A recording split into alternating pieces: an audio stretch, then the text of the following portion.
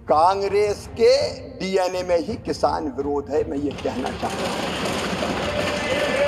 ये आज से नहीं, प्रारंभ से ही कांग्रेस की प्राथमिकताएं गलत रही है। PL 480 सड़ा हुआ लाल गेहूं भारत को खाने पर विवश और मजबूर होना पड़ा। भारत आत्मनिर्भर नहीं हुआ। संसद का मॉनसून सत्र चल रहा है। राज्यसभा में चर्चा के दौरान कृषि मंत्री शिवराज सिंह चौहान ने कांग्रेस पर निशाना साधते हुए कहा कि कांग्रेस के डीएनए में ही किसान विरोध है। ये आज से ही नहीं बल्कि शुरुआत से ही कांग्रेस की प्राथमिकताएं गलत रही हैं। हमारे प्रथम प्रधानमंत्री जवाहरलाल नेहरू जी, मैं उनका आदर करता हूं, लेकिन भारतीय परंपरा खेती के बारे में उसका उन्होंने निर्वाह नहीं किया। उनकी प्राथमिकताएं गलत थी। आइए सुनते हैं शिवराज सिंह चौहान का पूरा बयान। कांग्रेस के डीएनए में ही किसान विरोध है, मैं ये कहना चाहता हूं। ये आज से नहीं, प्रारंभ से ही कांग्रेस की प्राथमिकताएं गलत रही है।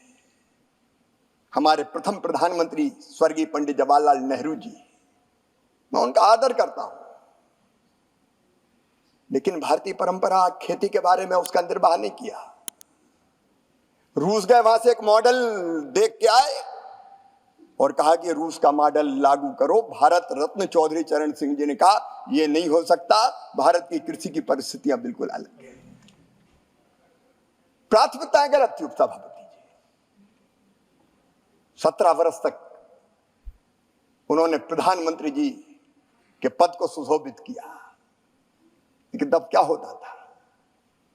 अमेरिका से PL 480 सड़ा हुआ लाल गेहूं भारत को खाने पर विवश और मजबूर होना पड़ा।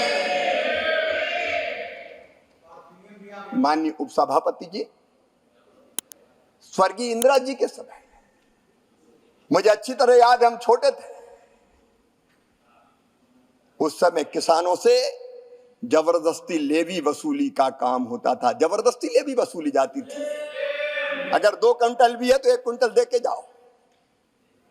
बिंडे खोद दिए जाते थे, रखा हुआ अनाज उठा लिया जाता था।